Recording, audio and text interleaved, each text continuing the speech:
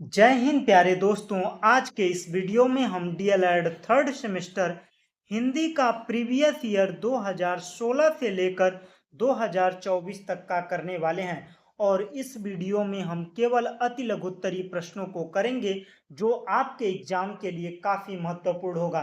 तो चलिए बढ़ते हैं प्रश्नों की ओर। तो पहला प्रश्न है त थ द ध का उच्चारण स्थान बताइए। जो त वर्ग है उसका उच्चारण स्थान क्या है? तो हम आपको बता दें कि हिंदी में सभी वर्णों का उच्चारण स्थान मुख के कौन से भाग से हो रहा है, इसको बांटा गया है। तो 5 वर्ग बनाए गए हैं। पहला क वर्ग। क वर्ग में क, ख, ग, घ अंग आते हैं। तो क वर्ग का जो उच्चारण स्थान है वो है कंठ।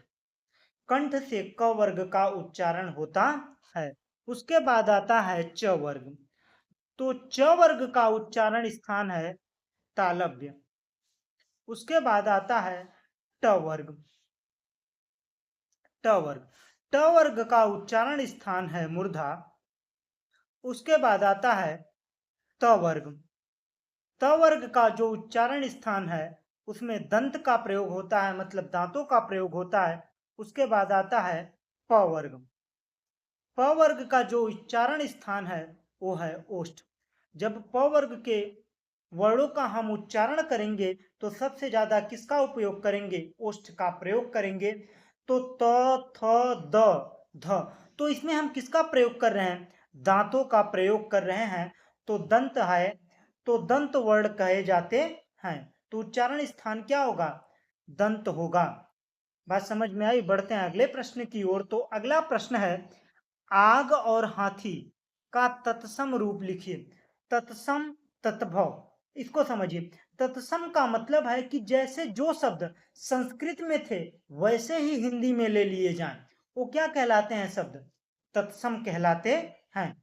और तत्सम और तत्भव, तत्भव वो शब्द होते हैं जो संस्कृत के बाद में अगर हिंदी में लिए जाते हैं तो उनके शब्द बदल जाते हैं, तो क्या कहलाते हैं? तत्भव कहलाते हैं। तो आग और हाथी ये दोनों क्या हैं? तत्भव हैं। और इनका तत्सम रूप लिखना है तो आग का तत्सम क्या होगा? संस्कृत में कैसे लिखा गया है? अग्नि। हाथी का तत्सम है हस्त या गज। गज हिंदी हिंदी में क्या कहते हैं? हाथी। लेकिन संस्कृत में उसको क्या कहेंगे? गज या हस्ती। आपको तत्सम तद्भव समझ में आया? बढ़ते हैं अगले प्रश्न की ओर। तो अगला प्रश्न है उपकार के बदले किए गए उपकार को क्या कहते हैं? तो जब हम किसी उपकार के बदले में हम किसी पर उपकार करते हैं तो उसे क्या कहते हैं? प्रत्युपकार कहते हैं। बढ़ते हैं अगले प्रश्न की ओर। 12 बांट होना लोकोक्ति का अर्थ और वाक्य प्रयोग बताइए। 12 बांट होना जो लोकोक्ति है इसका अर्थ होता है बंटवारा होना या तितिर बितिर होना या बिखर जाना। तो बांट, 12 बांट होना, इसके लिए शब्द होगा आपसी झगड़े ने उनके परिवार को 12 बांट कर दिया, मतलब तितिर बितिर कर दिया, अलगाव कर दिया। परिवार में जो एक समूह के साथ में रहता था, संयुक्त फैमिली थी, वो क्या हो गई? अलगाव में हो गई, तितिर बितिर हो गई। बढ़ते हैं अगले प्रश्न की ओर। जिस भाषा का स्वरूप अनिश्चित हो वह भाषा कौन सी है? जिस भाषा का स्वरूप अनिश्चित होता है उसे अनौपचारिक भाषा कहते हैं। अनौपचारिक भाषा है क्या? सबसे पहले ये समझिए, अनौपचारिक भाषा वह भाषा होती है जो हम अपने घरों में उपयोग करते हैं, मित्र के साथ उपयोग करते हैं, परिजन के साथ उपयोग करते हैं, जहां पर हमें व्याकरण के नियमों का ध्यान नहीं देना होता है। हम जैसे ही शब्दों को चाहें केवल हम अपने भाव को स्पष्ट करते हैं, वो क्या कहलाता है?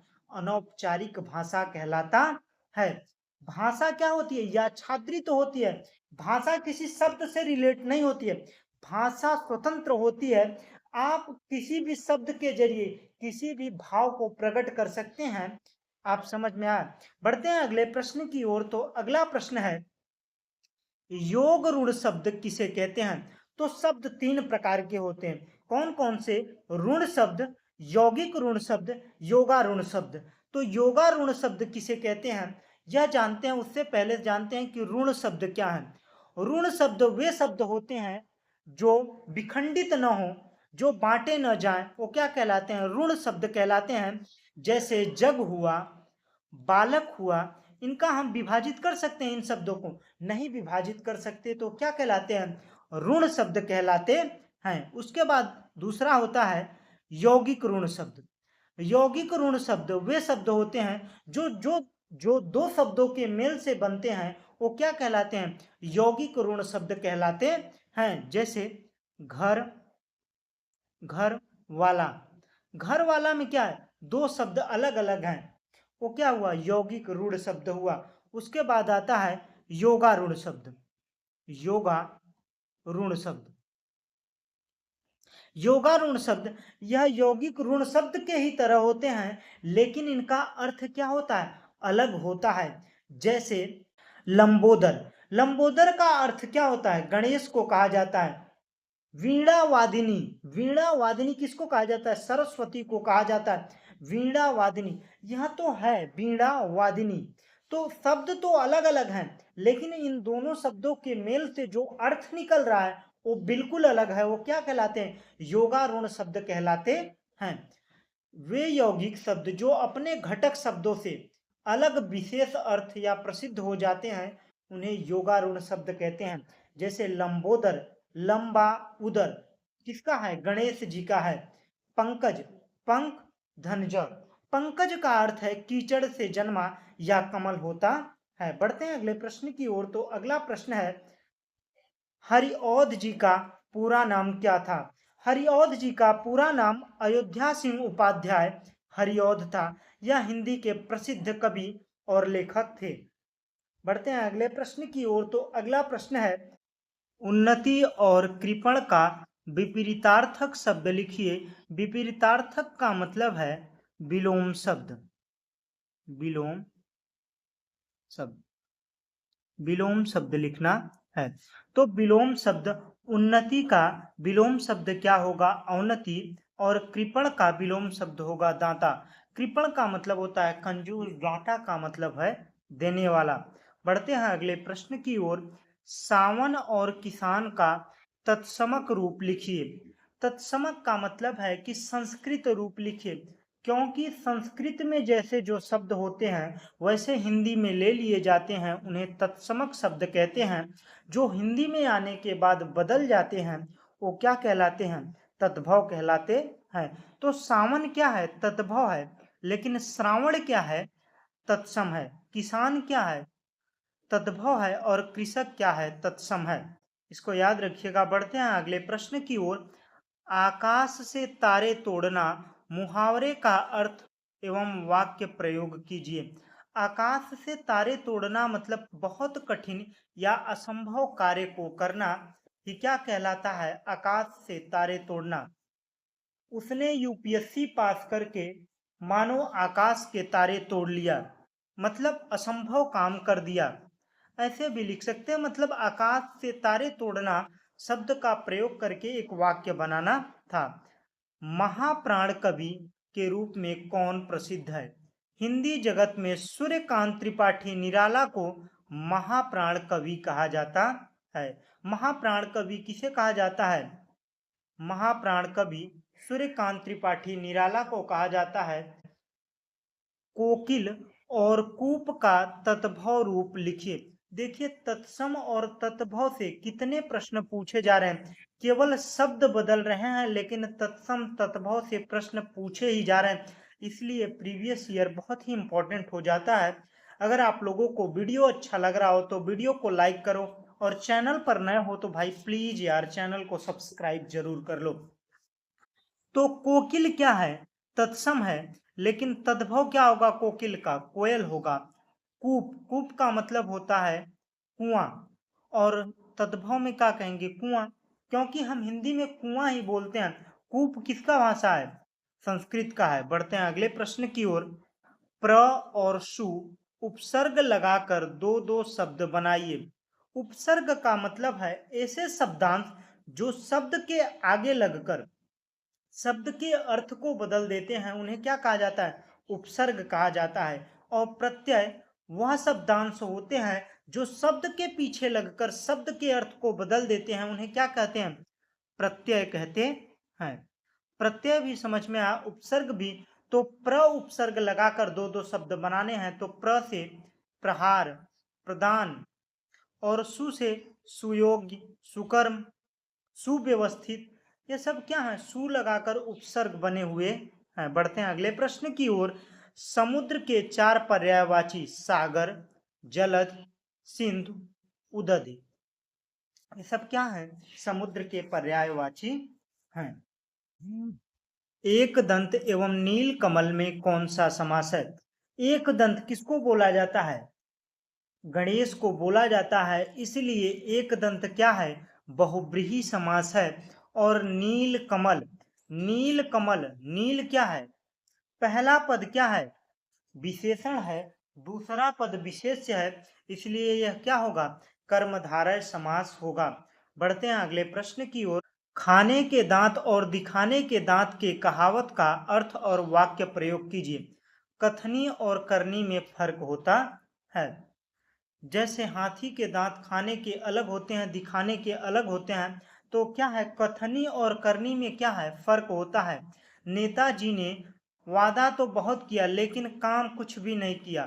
खाने के दांत और दिखाने के और, यही अर्थ होगा इस वाक्य का। मतलब इस मुहावरे का प्रयोग करके एक वाक्य बनाना था। बढ़ते हैं अगले प्रश्न की ओर। पुष्प और बिजली शब्दों के दो दो पर्यायवाची लिखिए। पर्यायवाची पुष्प का कुसुम, सुमन, प्रसून, मंजरी, ये सब क्या है? पुष्प के पर्यायवाची हैं। बिजली के पर्यायवाची हैं विद्युत, दामिनी, सौदामिनी, चंचला, ये सब क्या है? बिजली के पर्यायवाची हैं। जीवन निर्वाह और वीणा वादनी में प्रयुक्त समास। जीवन निर्वाह, जीवन निर्वाह में जीवन का निर्वाह यहाँ तत्पुरुष समास है। और वीणा वादिनी, वीणा वादिनी किसको बोला जाता है? सरस्वती को, इसलिए यहाँ पर क्या है? बहुव्रीहि समास है। आग बबूला होना मुहावरे का अर्थ और वाक्य प्रयोग कीजिए। बहुत अधिक क्रोधित होना, वह मेरी बात सुनकर आग बबूला हो उठा। अनुप्रास अलंकार का एक उदाहरण लिखिए। अनुप्रास अलंकार किसे कहते हैं? जब किसी कविता में एक ही ध्वनि या वर्ण का बार बार आवृत्ति हो, वहां पर कौन सा अलंकार होता है? अनुप्रास अलंकार होता है। जैसे चंचल चपल, चपलित चितवन, या चारुचंद्र की चंचल किरणें, जहां पर चौवर्ण का बार बार आवृत्ति हो रहा है, वहां पर कौन सा अलंकार है? अनुप्रास अलंकार होता है। उप और प्रति उपसर्ग लगाकर दो दो शब्द बनाइए। देखिए, तत्सम, तद्भव, उपसर्ग प्रत्यय से प्रश्न पूछे जा रहे हैं, रिपीट हो रहे हैं। उपसर्ग शब्द, उप का उपग्रह, उपदेश, प्रति लगाकर प्रतिदिन, प्रतिशोध। प्रकृति का सुकुमार कवि किसे कहा जाता है? तो प्रकृति का सुकुमार सुमित्रा नंदन पंत जी को कहा जाता है, क्योंकि इनकी रचनाएं की है उसमें प्रकृति को बहुत बेहतर तरीके से प्रदर्शित किया है, उल्लेखित किया है, इसलिए सुमित्रा नंदन पंत को प्रकृति का सुकुमार कहा जाता है। देशज शब्द क्या होते हैं? उदाहरण सहित लिखिए। जो शब्द हमारी बोलचाल की भाषा में उत्पन्न होते हैं और संस्कृत में नहीं लिए गए हैं उन्हें देशज कहा जाता है। मतलब जो हमारी बोलचाल भाषा में, जो गांव की भाषा, जैसे लोटा, खटिया, पगड़ी, खिचड़ी, कचौड़ी, ये सब क्या है? देशज हैं। इनका उल्लेख संस्कृत में नहीं मिलता है। जो हमारी बोलचाल की भाषा से शब्द निकले उन्हें क्या कहते हैं? देशज कहते हैं। लकीर का फकीर होना मुहावरे का अर्थ लिखिए। पुराने ढर्रे पर चलना, नया सोचने से बचना। मतलब जैसा बताया गया है पहले वैसे ही चीजों को आप फॉलो कर रहे हैं, वो क्या है? लकीर का फकीर होना। एक शिक्षक आज भी पुराने तरीके से पढ़ाते हैं, बिल्कुल लकीर के फकीर हैं। बिल्कुल लकीर के फकीर हैं मतलब जो पैटर्न पहले चल रहा था, जैसे आजकल डिजिटल बोर्ड पर पढ़ाया जा रहा है, लेकिन कोई टीचर आकर हमें पुराने ब्लैक बोर्ड पर पढ़ा रहा है तो क्या पुराने तरीकों के लकीर का फकीर है? वो नए डिजिटल जमाने को नहीं जानता, वो पुराने तरीके को फॉलो कर रहा है। बढ़ते हैं अगले प्रश्न की ओर। मुख मयंक सम मंजू मनोहर यह पंक्ति कौन सा अलंकार है? इस पंक्ति में कौन सा अलंकार है? इस पंक्ति में उपमा अलंकार है, क्योंकि मुख की तुलना मयंक से की गई है, या राधा के चरण कमल के समान कोमल है, यहाँ पर उपमा अलंकार होगा। बढ़ते हैं अगले प्रश्न की ओर। अधजल गगरी छलकत जाए, लोकोक्ति का अर्थ बताइए। जिसके पास कम ज्ञान होता है वे अधिक दिखावा करते हैं। बढ़ते हैं अगले प्रश्न की ओर। तो अगला प्रश्न है, संयुक्त वाक्य किसे कहते हैं? जिन वाक्यों में दो या दो से अधिक सरल वाक्य योजकों जैसे और, लेकिन, परंतु आदि से जुड़ते हैं, उन्हें संयुक्त वाक्य कहते हैं। मैं पढ़ाई करता हूं और मेरा भाई खेलता है। यहाँ पर और क्या है? योजक है, जो दो सरल वाक्यों को जोड़ रहा है। वह आया लेकिन कुछ बोला नहीं, लेकिन क्या है? योजक है। बढ़ते हैं अगले प्रश्न की ओर। तार सप्तक का संपादन किस वर्ष हुआ था? तार सप्तक का संपादन 1943 में अज्ञेय जी द्वारा किया गया, जिसमें 7 कवियों की कविताएं संकलित थी, जिसमें नई कविता आंदोलन की शुरुआत हुई। नई कविता आंदोलन की शुरुआत हुई। बढ़ते हैं अगले प्रश्न की ओर। कथा सम्राट के रूप में हिंदी में कौन प्रसिद्ध है? जैसे शेक्सपियर, अंग्रेजी में कौन है? शेक्सपियर है। वैसे हिंदी में कौन फेमस है? मुंशी प्रेमचंद। मुंशी प्रेमचंद जी को हिंदी का कथा सम्राट कहा जाता है। इन्होंने हिंदी कहानी उपन्यास को यथार्थ की धरती से जोड़ा है। इन्होंने ग्राउंड लेवल पर, मतलब जमीनी स्तर पर जोड़कर कहानियों को बताया है। जैसे इनकी कई रचनाएं काफी प्रसिद्ध हैं, जैसे गोदान, कर्मभूमि, रंगभूमि, पूस की रात, ईदगाह मुंशी प्रेमचंद की प्रमुख रचनाएं हैं। डॉक्टर हरिवंश राय बच्चन की आत्मकथा का नाम लिखिए। डॉक्टर हरिवंश राय बच्चन की 4 आत्मकथा, क्या भूलूं क्या याद करूं, यह बहुविकल्पी प्रश्न में भी प्रीवियस ईयर में पूछा गया है।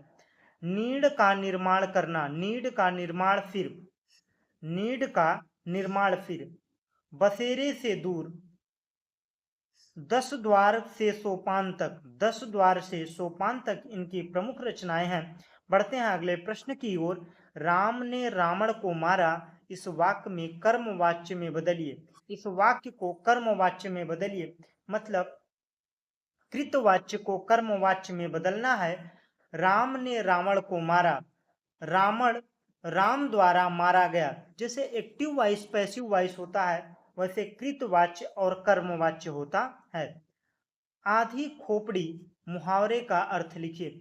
मूर्ख या बिना सोचे काम करने वाला व्यक्ति। तुमसे बात करना बेकार है, तुम तो एकदम आधी खोपड़ी के हो। मतलब मूर्ख हो, बिना सोचे काम करने वाले व्यक्ति हो, मतलब कुछ भी कहा जाए करोगे अपने मन से ही। बढ़ते हैं अगले प्रश्न की ओर। सुलेख किसे कहते हैं? सुंदर लिखावट को ही सुलेख कहा जाता है। सुंदर और साफ सुथरी लिखावट को सुलेख कहते हैं। यह लेखन अभ्यास, एकाग्रता, कल्पनाशीलता और धैर्य बढ़ाता है। बढ़ते हैं अगले प्रश्न की ओर। किसी एक राष्ट्रीय पर्व पर 4 पंक्तियां लिखिए। राष्ट्रीय पर्व कौन कौन से हैं? 15 अगस्त, 26 जनवरी, ये सब क्या है? राष्ट्रीय पर्व हैं। तो गणतंत्र दिवस भारत का एक राष्ट्रीय पर्व है, एक वाक्य हुआ। यह 26 जनवरी को मनाया जाता है। इस दिन भारत का संविधान लागू हुआ था और लोग देशभक्ति के गीत गाकर इस दिन को मनाते हैं और हम वीर जवानों को याद करते हैं। ऐसे ही आप वाक्यों को लिख सकते हैं, ऐसे सेम टू सेम 15 अगस्त पर लिख सकते हैं। बस उन्हें जैसे संविधान लागू हुआ था उस दिन हमारा भारत आजाद हुआ था, यह लिख सकते हैं। बढ़ते हैं अगले प्रश्न की ओर। आधुनिक मीरा किसे कहा जाता है? आधुनिक मीरा महादेवी वर्मा जी को कहा जाता है। इनके वाक्य में प्रेम, करुणा, आत्मिक पीड़ा का सुंदर चित्रण मिलता है। बढ़ते हैं अगले प्रश्न की ओर। तुलसीदास जी का जन्म कब हुआ था?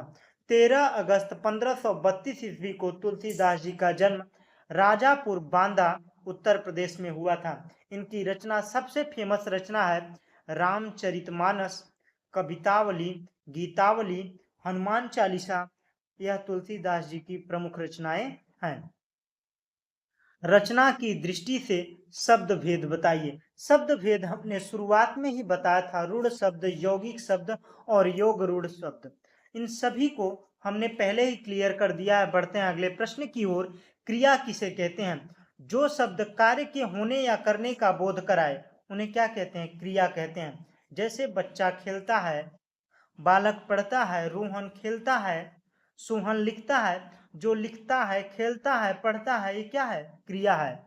बढ़ते हैं अगले प्रश्न की ओर। मौन वाचन की विशेषता।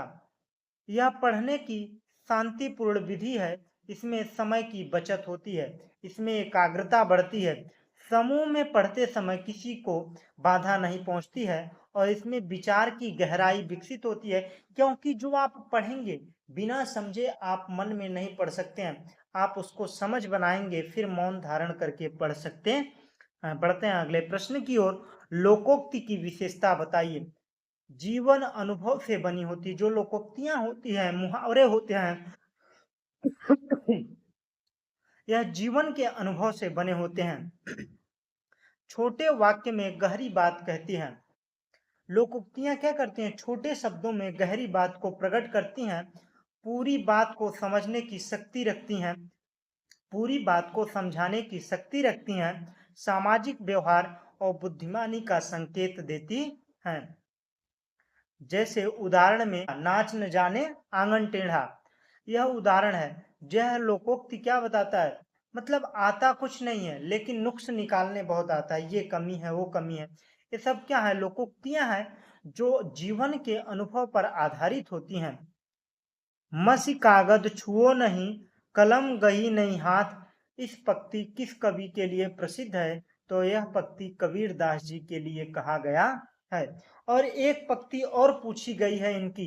काकर पाथर जोड़कर मस्जिद लियो बनाए, तापर अल्लाह ताक देव का बहरा हुआ खुदाए। यह रचना किसकी है? यह किसकी दोहा है?